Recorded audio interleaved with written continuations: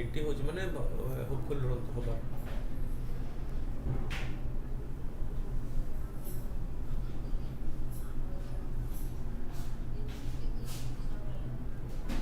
April में so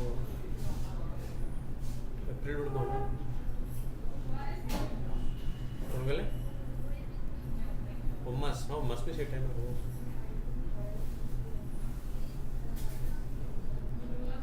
class start हो 10 तारीख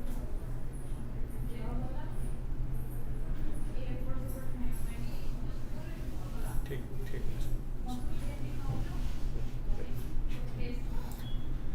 Good morning. Let's start today's discussion on daily current affairs. The first topic is COP26 on climate conference, the 26th edition of the Conference of Party to the UNFCCC, held at Glasgow in 2021. So nearly 1 year has passed since the COP26. So this, after 1 year, let's make an assessment what are the pledges made and how it has been implemented. A year ago, at the UN Climate Conference in Glasgow, Scotland, countries, bank and business leaders announced a slew of climate plans and pledges. What are the national emission plans? Nearly 200 countries agreed at COP in 2021 at COP26 summit to improve their emission cutting pledges called nationally determined contribution or NDCs. What they pledge? So they want to improve their emission cutting pledge. So what they have agreed or what they have committed on emission cutting, okay, through the national determined contributions and NDCs in time of COP27.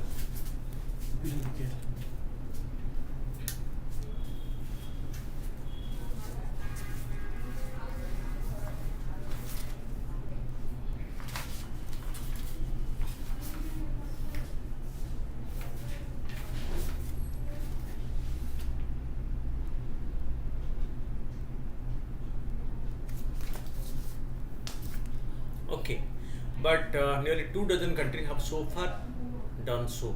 The world remains on path to overshoot 2 degrees of warming beyond the pre-industrial average, which is agreed at the Paris Climate Conference. Okay, those to upgrade since COP26 include Indonesia and South Korea as well as Australia, which pledged 43% emission cut by 2030 from 2005 level. So hardly 24 countries are able to fulfill what they committed at the COP26, and rest remain so much behind what commitment they have made at the climate conference at Glasgow in Scotland. Fine.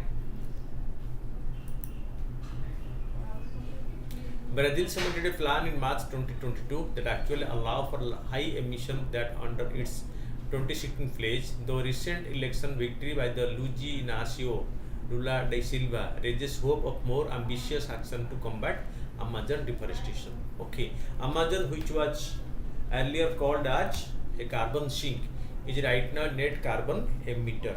Fine. Amazon rainforest, which was very well considered as a carbon sink, is right now being considered as a net carbon emitter because of the level of emission. Okay,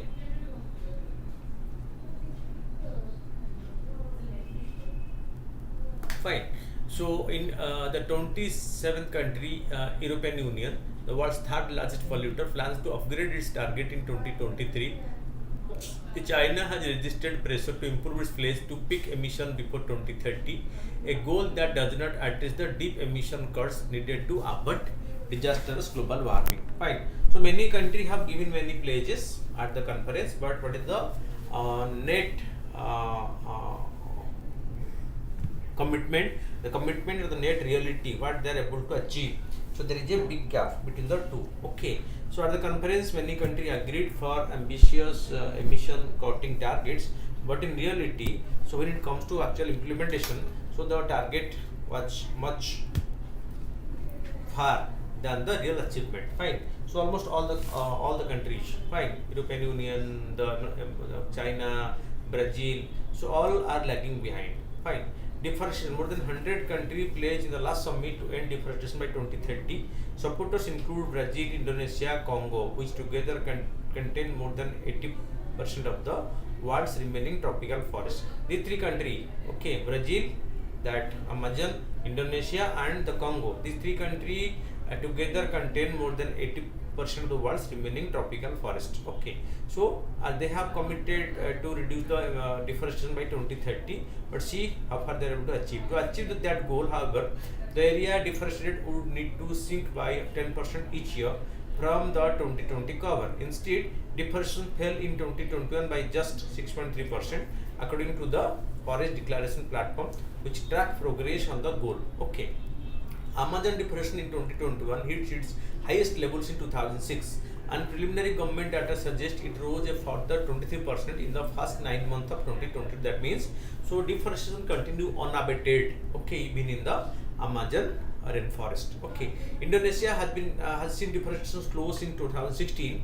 but Congo, which has promised to improve forest safeguards after COP26, instead announced plans to open up areas of pristine rainforest and carbon-rich peatlands to oil and gas drilling. That will definitely lead to more and more deforestation. Although Indonesia has committed to reduce it, but so it has permitted more and more area for the starting of carbon-rich peatland to oil and gas drilling activity, which will definitely affect the commitment of the deforestation would not be checked, which it has committed earlier. Fine. So methane pledges. Okay. To date, 119 countries and blocs, including the United States and the European Union, have joined the COP26 pledge to slash methane emission 30% from the 2020 level by 2030. But only 15 of them have come up with concrete plans to do so. Not implementation, only plans. Fine. According to a report this month by the World Resources Institute. Fine. So although they have committed that they would slash methane emission by 30%, but half of them, means only 15 of them, have come with a concrete plan how to reduce the methane emission.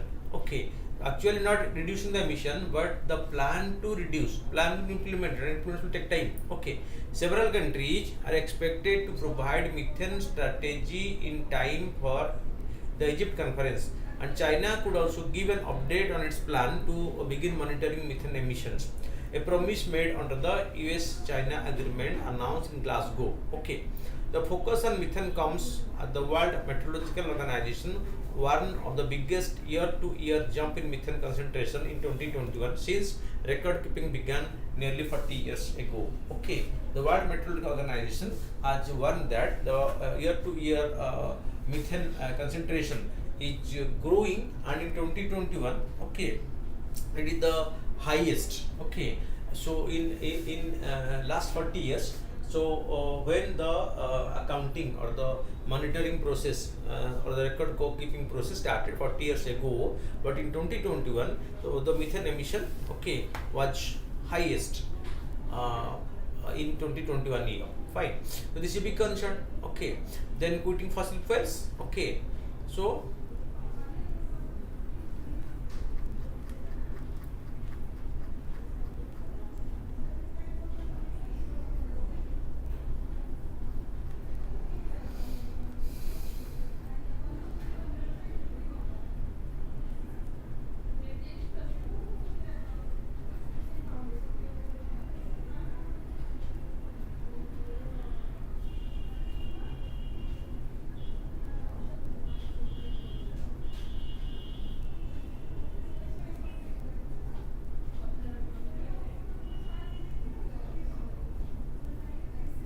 okay, quitting fossil fuels. Around 20 countries, including Germany, United States, Canada, Britain, and the France, pledged in November 2021 to stop public financing for fossil fuel projects approved by the end of 2022, except in limited circumstances they comply with climate goals. So no more new fossil fuel projects will be financed by these big countries like USA, Germany, Canada, and Britain.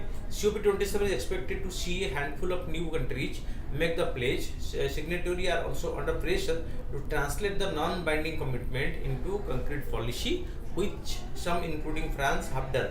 Others such as Germany and the United States have yet to publish such policies. The question remains about how strict those plans will be. Germany in 2022 called for new investment in gas as it scrambles to replace its Russian gas supply with alternatives, which campaigners say would violate the commitment. Right. So almost all the country have they have committed to reduce fossil fuel consumption and funding new fossil fuel projects in foreign countries, but they are unable to fulfill the pledge they have made. A pledging international alliance to halt new oil and gas drilling also hopes to announce new members at COP27, launched by Denmark and Sweden at last year's climate talk. The Beyond Oil Gas Alliance. So name is, remember this name. So what this alliance? Alliance name is Beyond Oil and Gas Alliance. Counts France and Sweden among its members, but has yet to win support from any major fossil fuel producer. Fine, because the fossil fuel producers, so their economy revolves around fossil fuel trading, exploration and trading. So their economy revolves around that. So getting their support, unless the alliance is not getting their support, it will not be possible to control it. Okay. So the 100 billion by 2023, rich country failure to deliver promised finance to poor nations has eroded trust on recent climate talk and made collective progress further. So this is the 100 billion for annum contribution by the developed country for this called the Green Climate Fund. So they will be contributing to the Green Climate Fund. Okay, of 100 billion per annum. Okay, and the fund will be coming from the rich country and it will be spent in the poor countries in the environmental developmental projects.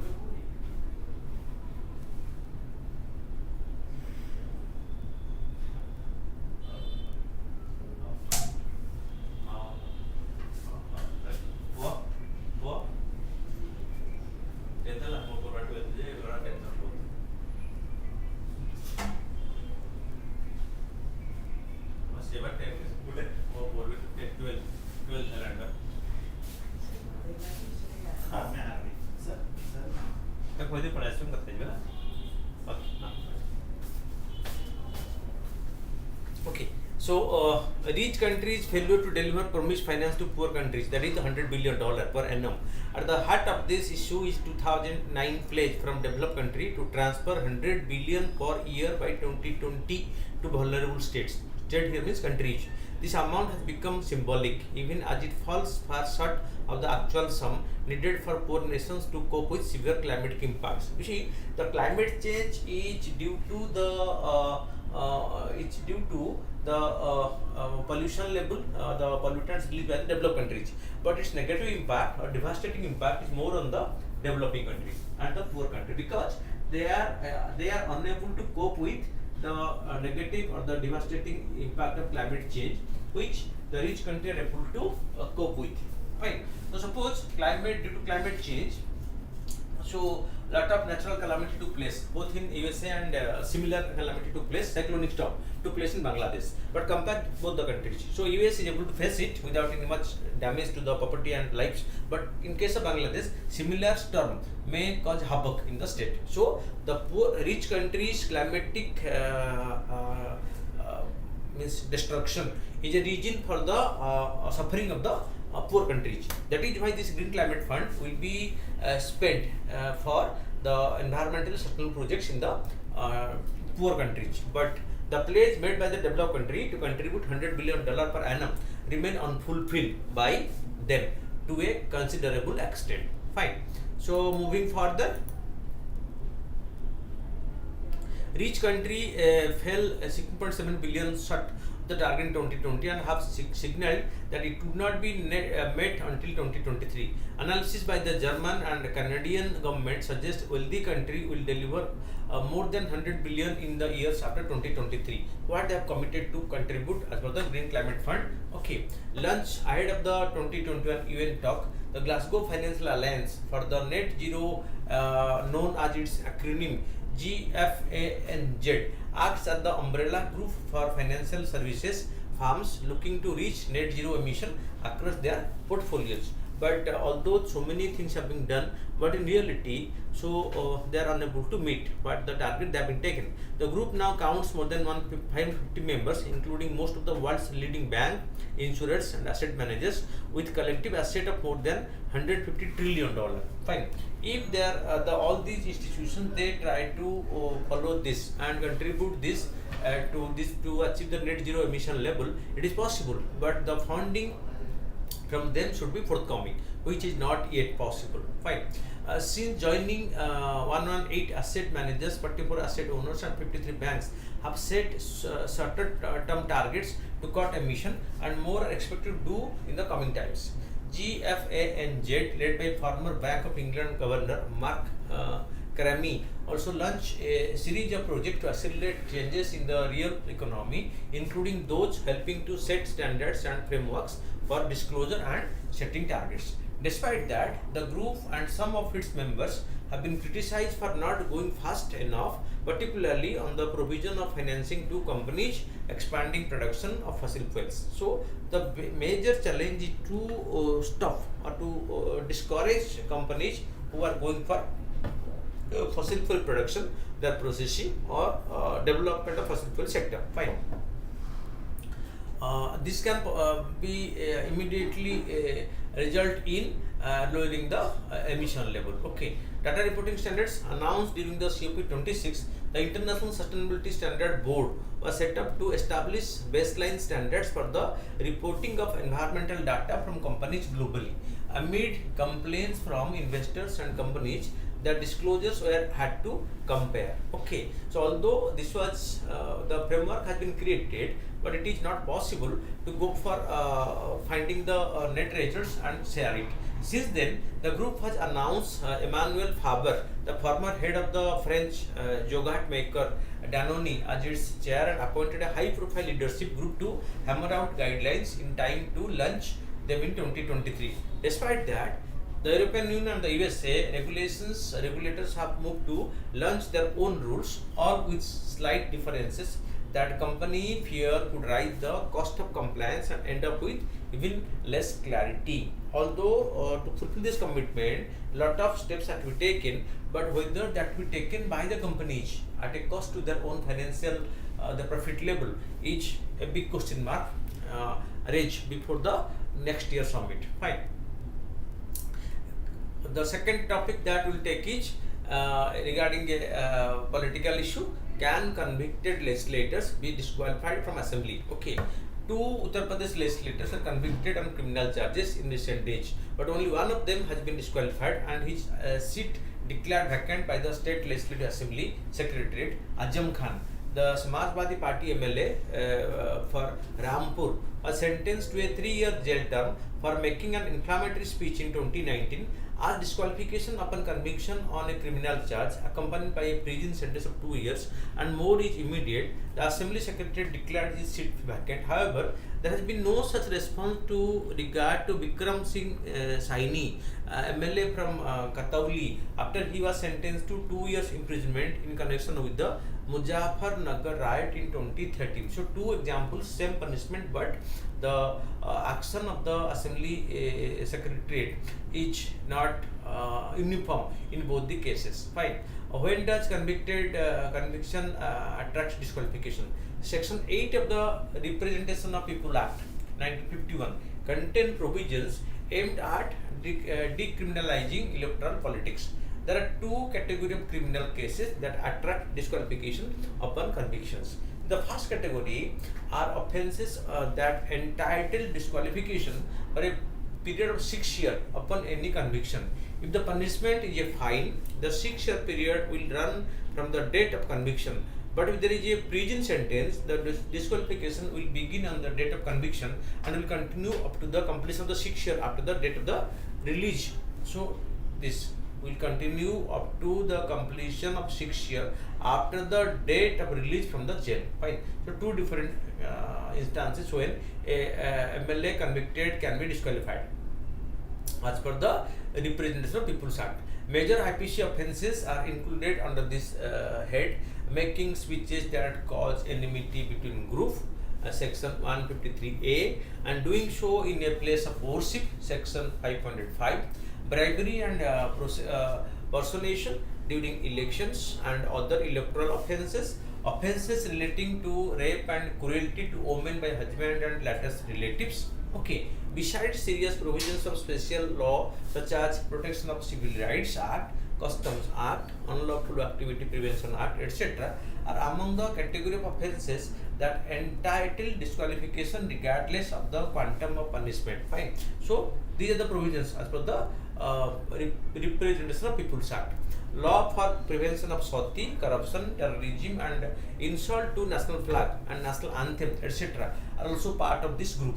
All other criminal provisions from a separate category under which mere conviction will not entitle disqualification, a sentence of at least 2 years in prison is needed to incur such disqualification. This is the provisions of the Representation of People's Act 1951. Okay. Is there legal protection for legislators against disqualification? Under section 8(4) of the Representation of People Act, legislators could avoid immediate disqualification until 2013. Fine. So what is the reason? Okay. So the provision said that with respect to a member of parliament or a state legislator, the disqualification will not take effect for 3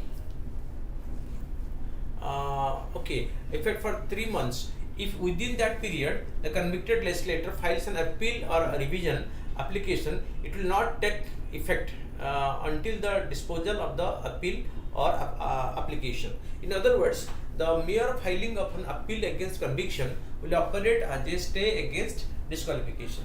Okay. In Lilith vs. Union of India case, the Supreme Court struck down clause 4 as unconstitutional, thus removing the protection enjoyed by the lawmakers. Fine. So that means the law has been made more compatible as per the provisions. Okay. Can the disqualification be removed the Supreme Court has the power to stay not only the sentence but also the conviction of a person. In some rare cases, conviction has been stayed to enable the appellant to contest an election. However, the Supreme Court has made it clear that such a stay could be very rare and for special reasons. Fine. The Representation of People Act itself provides a remedy through the Election Commission. Under Section 11 of the Act, the Election Commission may record reasons and they are either remove or reduce the period of a person's disqualification. The Election Commission exercised this power for Sikkim Chief Minister's P.S. Tamang, who served a 1 year sentence, who served 1 year sentence for corruption and reduce his disqualification so as to contest a by-election and remain in office. Fine. So this case, there are very rare examples when the Election Commission has given this exemption. Fine. Okay. Then is there legal protection for legislators against disqualification under Section 8(4)? Okay. So this is the case of okay.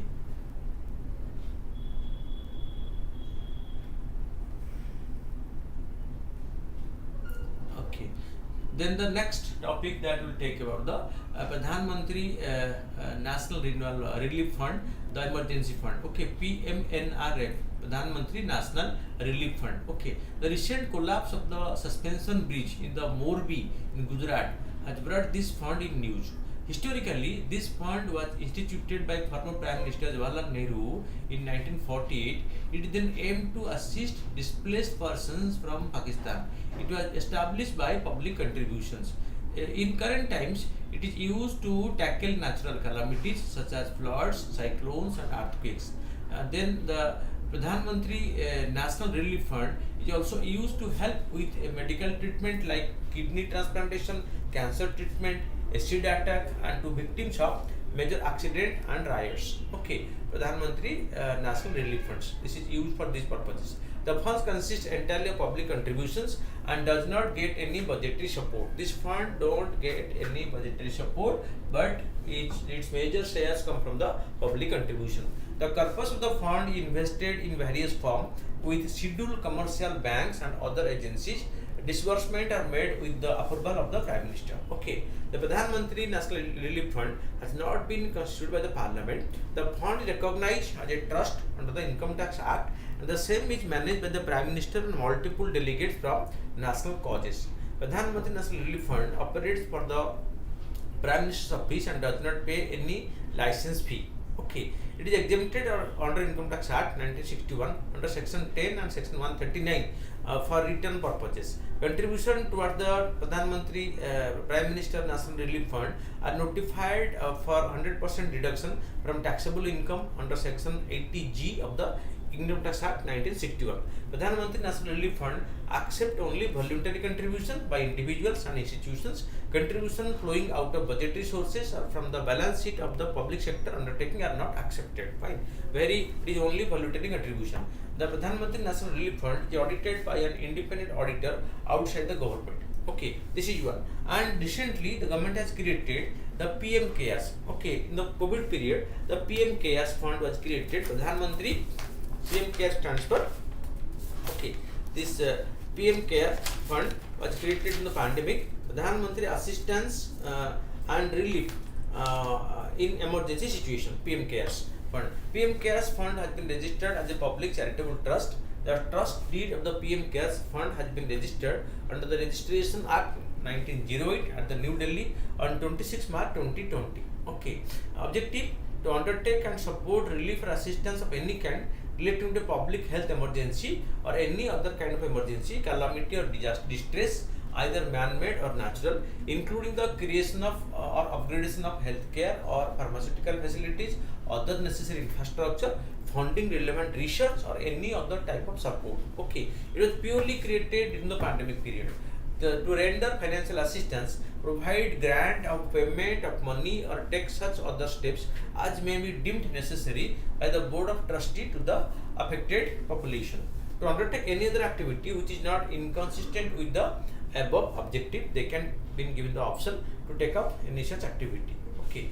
Then constitution of the trust. Prime Minister is the ex-officio chairman of this PMKS fund, and Minister of Defence, Minister of Home Affairs, and Minister of Finance, Government of India are ex-officio trustee of the fund. Prime Minister, the Defence Minister, the Home Affairs Ministers, and the Finance Minister. So are the trustee. Prime Minister is the ex-officio chairman, and these three central ministers are the ex-officio trustee of this fund. The chairperson of the board of trustee, the Prime Minister, shall have the power to nominate 3 trustees to the board of the trustee, who shall be eminent persons in the field of research, health, science, social work, law, public administration, and philanthropy. Any person appointed to trustee shall act in a pro bono capacity. Okay. So honorary basis. So no honorary.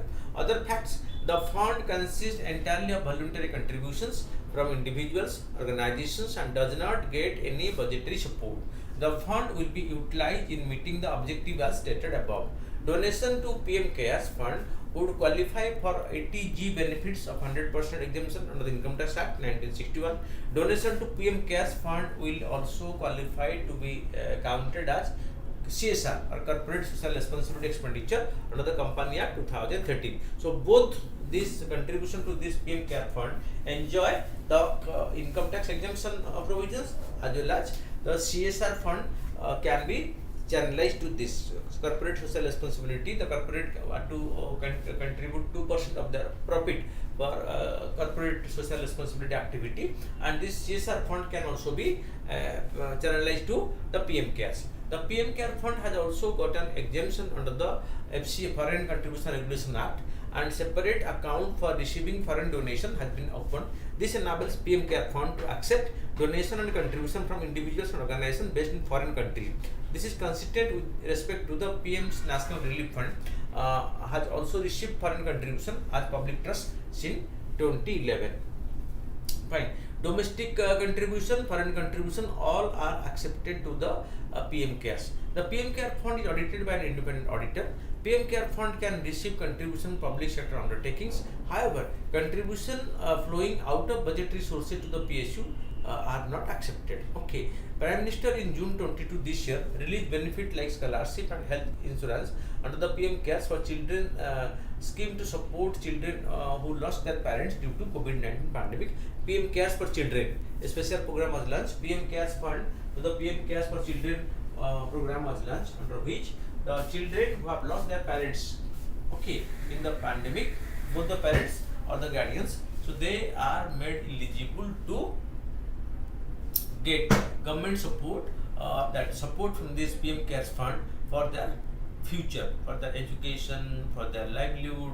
Okay, so this is a noble initiative by the Prime Minister, when the children who lost their parents, okay, due to the pandemic or COVID-19 pandemic, so are included under this particular benefit program. Fine.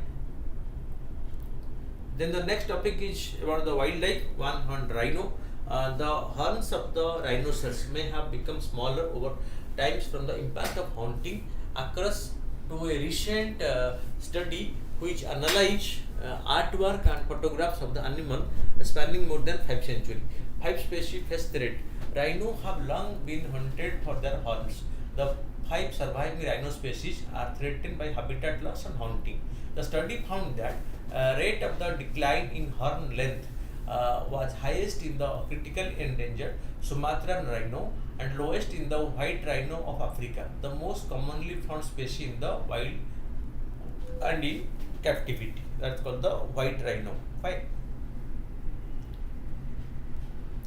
The observation for low patterns seen in the animal, such as tusk size in elephant and horn length in wild sheep, which has been driven down by directional selection due to trophy hunting and sturdy shed.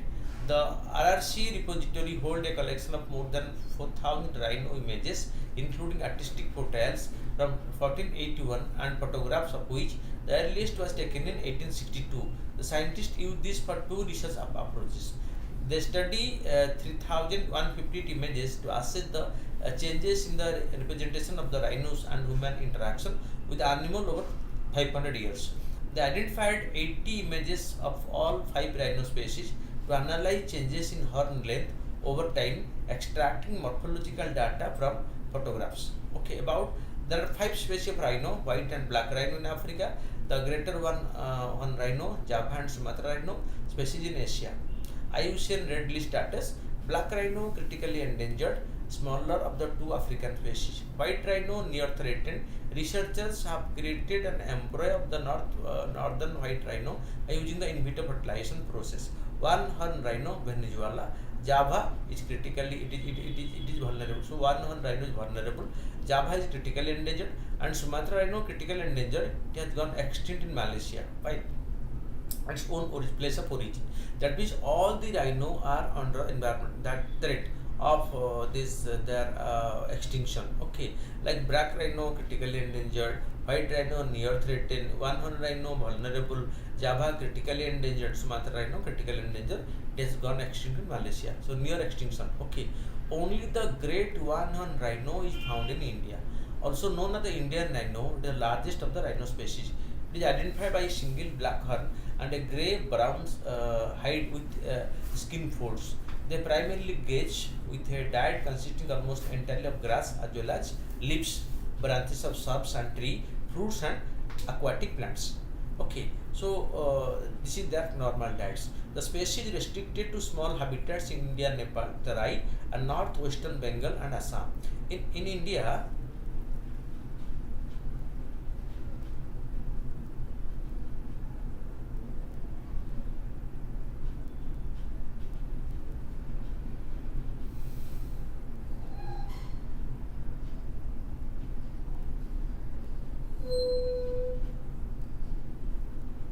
okay, about 2,400 of them are in the Kaziranga National Park and Tiger Reserve. Protection status: IUCN red list, vulnerable, and CITES appendix threatened with extinction, and CITES prohibits international trade in specimen of the species except when the purpose of the import is not commercial, for instance for scientific research. Wildlife Protection Act 1972 put it in the Schedule 1, threats poaching for the horns, habitat loss, population density, decreasing genetic diversity are the factors for their falling number. Okay, in India, and this Kaziranga National Park of Assam is well known for the one horn rhinoceros. Fine. Then what are the conservation efforts? The 5 rhino range nation India, Bhutan, Nepal, Indonesia and Malaysia have signed a declaration, the New Delhi Declaration on Asian Rhino in 2019 for the conservation and protection of the rhino species. Recently, the Ministry of Environment, Forest and Climate Change has begun a project to create DNA profiles of all rhino in the country. National Rhino Conservation Strategy, it was launched in 2019 to conserve the great one horn rhinoceros. Indian Rhino Vision 2020, launched in 2005, it was an ambitious effort to attain a wild population of at least 3,000 greater one horn rhinoceros spread over 7 protected areas in the Indian states of Assam by the year 2020. So, Indian government has taken their conservation measures and as well as protecting them from the poaching and other activity and expanding their habitat, because habitat loss is a major factor for their falling number. So government has become careful about to check the habitat loss of this rhino species, and apart from checking the habitat loss, government has taken measures to safeguard them. Okay. Then the next is economic news. India's fast floating financial literacy camp. Okay, financial literacy, because people should be aware or literate about the financial aspect, because economy is growing, more and more people are interacting with the financial system. So financial literacy is a prime requirement of the people at present. Fine. Indian Post Payment Bank, the only payment bank 100% owned by the government of India, fine, conducted India's fast floating financial literacy camp with an initiative called Nibesak Didi to promote financial literacy by the women, for the women in Srinagar, Jammu and Kashmir. Fine. It is conducted in Srinagar, Jammu and Kashmir. India, being a large and growing economy, still finds it challenging to spread financial literacy across demography. As an enormous share of population still reside in rural areas, the Indian Post Payment Bank created a new legacy with the help of world's largest postal network to extend its reach to the last mile and bridge of financial inclusion gaps. Because Indian Post is spread over each corner of the country. There is a post office, and that led Indian Post to think of launching the Indian Post Payment Bank. And the Indian Post Payment Bank, based on this advantage, has launched first floating financial literacy for women, by the women. To tackle the financial literacy drive ahead, the IBPP, in collaboration with Investors Education and Protection Fund Authority under the aegis of the Ministry of Corporate Affairs, launched the initiative called Niveshak Didi to promote financial literacy by the women for the women concept. So, financial literacy by the women and for the women. It is launched by the Indian Post Payment Bank. Okay. Niveshak Didi initiative is based on the ideology of women for women, as rural area women feel more comfortable to share their courage with a female itself. Fine. So what? As rural area women feel more comfortable to share their courage with a female itself. Three representatives, Niveshak Didi from the Kashmir Valley, were given certificates during the recent IEPFA conference in Srinagar, Jammu and Kashmir. Okay. As part of the launch of Niveshak Didi initiative, the Indian Post Payment Bank conducted India's first floating financial literacy camp by a newly appointed Niveshak Didi.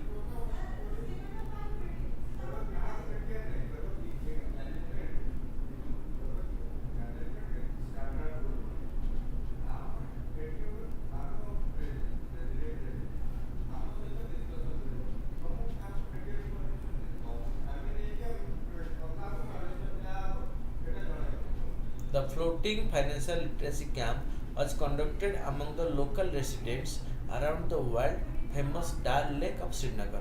Since Shikara is part and parcel of their life, the gathering did take place on multiple Shikara, and the Niveshak Didi held the financial literacy sessions in local Kashmiri language from Shikara itself. Thus, the whole session was conducted in the waters of the Dal Lake. Okay. Shikara, or the houseboat, being the lifeline of the Kashmir economy. Okay, and here the women are also involved in the hospitality sector as a traditional activity in Kashmir.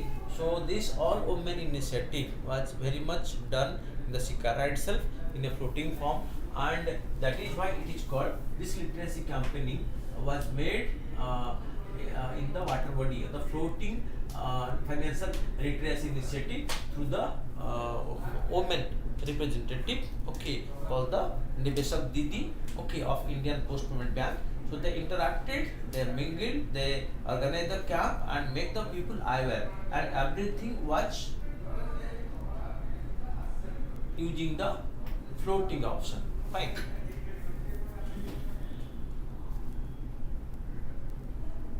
About the IBPP, the Indian Post Bank has been established under the Department of Post, Ministry of Communication, with 100% equity owned by the Government of India. IBPB was launched by the Prime Minister Shri Narendra Modi on September 1st, 2018. The bank has been set up with the vision to build the most accessible, affordable and trusted bank for the common man in India. The fundamental mandate of IBPB is to remove barriers for the underbanked and reach the last mile, leveraging a network comprising 1,60,000 post offices, 1,55,000 in rural areas, and 4 lakh postal employees. All are engaged in this banking activity through the Indian Post Payment Bank network. It is 100% owned payment bank, and payment bank has the advantage of receiving deposits and not giving loans. So the issue of recovery or the asset becoming non-performing or NPA is completely ruled out in case of Post Payment Bank, and Indian Post Payment Bank will be due to its advantage of its location in each and every village area, rural area in the country. So 1,45,000 branches in the rural areas with more than 4 lakh employee base. Okay, so they have been right now tuned to take up financial and banking activity through the Indian Post Payment Bank, and this will definitely play a very prominent role in financial awareness as well as financial empowerment. Okay.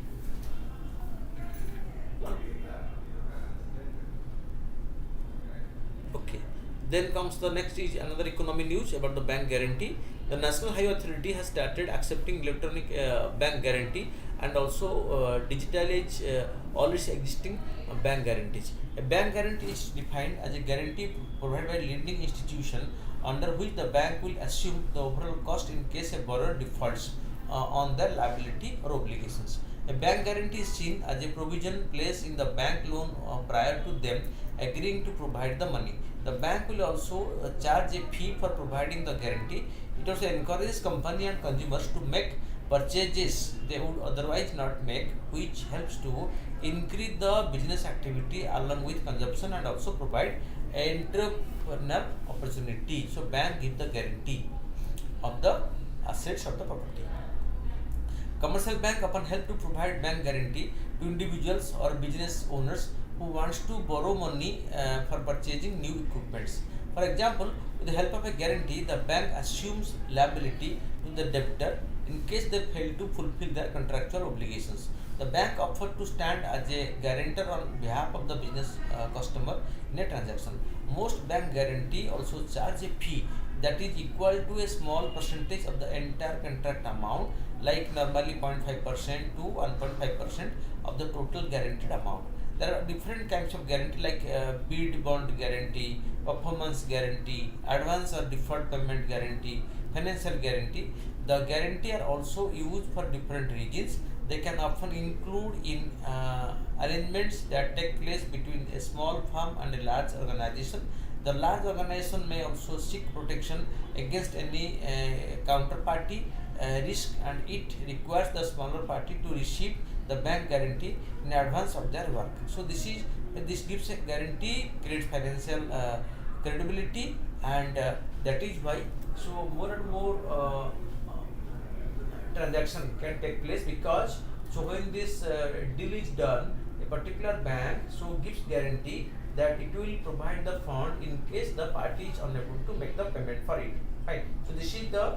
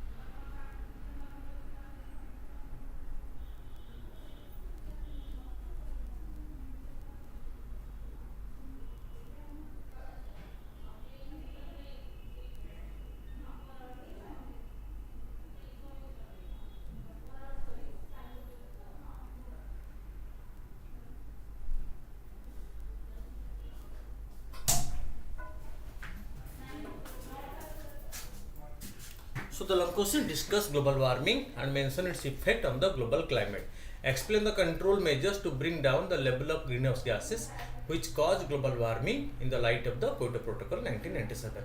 Global warming is the long-term heating of the Earth's surface observed since the pre-industrial period between 1850 and 1900 due to human activities, primarily fossil fuel burning, which increases heat trapping greenhouse gases level in the Earth atmosphere. And the greenhouse gases presence in the atmosphere acts as a blanketing effect, thereby trapping the outgoing radiation heat in the atmosphere, part of it that led to increase in the that temperature. As the effect of global climate, early snow melts, disappearing glaciers, and severe droughts are causing more water shortages. Rising sea level leads to more coastal flooding. Fine. Heat waves, heavy downpour, increased flooding levels create trouble for the farms, forests, and cities. Disruption of coral reefs and alpine meadows would cause many plants and animal species to extinction. Allergy, asthma, and infectious diseases will become more common due to higher level of air pollution. Control measures to bring down the level of greenhouse gases which cause global warming. The Kyoto Protocol was an international treaty that commits state policies to reduce greenhouse emission. It was adopted in 1997 and entered into force in 2005. The Kyoto Protocol targets emission of 6 gases which includes carbon dioxide, methane, nitrous oxide, sulfur hexafluoride, and group of hydrocarbons and group of fluorocarbons or PFCs. There are various mechanisms to reduce level of greenhouse gas under the Kyoto Protocol. The clean development mechanism allow the country with emission reduction commitment under the Kyoto Protocol to implement projects in developing country. Carbon credit is a tradable certificate which is equal to 1 ton of carbon dioxide. It attempts to limit the growth of concentration of greenhouse gases. Carbon credit can be acquired through afforestation, carbon sequestration, and methane capture. So, and the country who have carbon credit can get financial benefit because of the carbon credit with itself, because carbon credit can be traded for cash. Then joint implementation allow country with an emission reduction commitment under Kyoto Protocol to earn emission reduction units from emission reduction projects. Emission trading allow country to sell unused emission units to other country which have exceeded their targets. The Kyoto Protocol is based on the principle of common but differentiated responsibilities and is only global treaty with binding limits on greenhouse gas emission. Fine. Then coming to the MCQs, the bank guarantee, a promise made by banks to any third person to undertake the payment risk on behalf of itself. Fine. Coming to the question called bank guarantee. What is a bank guarantee? So option 1 is okay. Fine. Then second, bank guarantee reduce the financial risk involved in the business transaction. In this case, so both are the correct answer. So bank give guarantee to any third person to undertake the payment risk on behalf of its customers. The bank take the risk of the payment. Fine. In case the person is unable to pay. Which of the following state recently introduced 10 minutes dhyana meditation in school for to up to PU colleges? So the which state? Karnataka has introduced this. So answer will be B. Karnataka. Fine. Question number 3. With reference to UN Climate Summit, consider the following statement. For the first time COP26 conference, there was an explicit plan to reduce use of coal. Fine. Yes. Fossil fuel reduction. Coal is responsible for more than 50% annual CO2 emission. It is wrong. Country more than this. Countries only agree to weaker commitment to phase out rather than phase down coal after the late intervention by China and India. So only option 1 is right, both are incorrect. Then okay, so then question number 4. India's first floating financial literacy camp was held in Lotak Lake. No, it was in Dal Lake. Okay, the floating camp has been organized by the SBI. It is the Indian Post Payment Bank. Okay, so both are incorrect. So neither 1 nor 2. So answer will be D for this. Fine. It was by the Indian Post Payment Bank. Consider the following statement about the Prime Minister's National Relief Fund. It was initially established with the public contribution to assist displaced persons from Pakistan. It is fine. Okay. The fund consists mainly of public contribution and get budgetary support in events of major calamity. Okay. incorrect statement. So it is not getting any budgetary support. So this is incorrect. Overflow from the balance sheet of the PSU is not accepted in PM fund. It's right. It is, so it is correct. The disbursement out of this fund is made at the discretion of the prime ministers and the advisors. So only B is incorrect. Then question number 6. With reference to PM cash fund, consider the following. PM cash fund is under the operate the PMO. Yes, the PMO operates the PM care funds. Okay, so it operates. It is a fund government of India created under the Disaster Management Act. No, so incorrect. Which is the incorrect? Okay, so only okay. So question number 6. Okay, 2 is incorrect. So 1 is correct. Fine. The answer will be 2. It is controlled by the PMO. Fine. And question number 7. Asiatic lion is naturally found in India only. Double humped camel is naturally found in India only. One horned rhinoceros is naturally found in India only. Okay. Question number 3. Okay. So it is Asiatic lion is only found in natural in India, but other two are also present in other countries, not only in India. Question number 8. According to the Constitution of India, a person who is eligible to vote can be made a minister in a state for 6 months, even if he or she is not a member of the legislative legislature of the state. This is correct. No, age is not the bad. Okay, so Constitution of India, person who is eligible to vote can, so voting age is 18 years, but this is not possible. According to the Revenue People Act, a person convicted for a criminal offence and sentenced to imprisonment for 5 years is permanently disqualified. This is wrong. The above mentioned acts were amended 5 times. This is right. So here the answer of question number 8. So it will be 3 only. Then coming to 9. Recently, Cabinet approved nutrient-based subsidy rates. Which of the following nutrients are covered? Nitrogen, phosphorus, potash, urea. Okay. So under this, so all these, so the nutrients. Okay. So 1, 2, 3. That means except urea, nitrogen, phosphorus, and potash are covered. Okay. So then coming to 10, the which the following statement is correct regarding the D1 missile recently tested from Odisha coast. D1 is a long-range interceptor missile designed for both low and exo-atmospheric and endo-atmospheric interception of long-range ballistic missiles as well as aircraft. It is propelled by a 2-stage liquid. It is not 2-stage, single stage. Fine. So only 1 is right. So go on watching, keep on watching every day our daily development, so you can update yourself. Fine. So thank you for watching.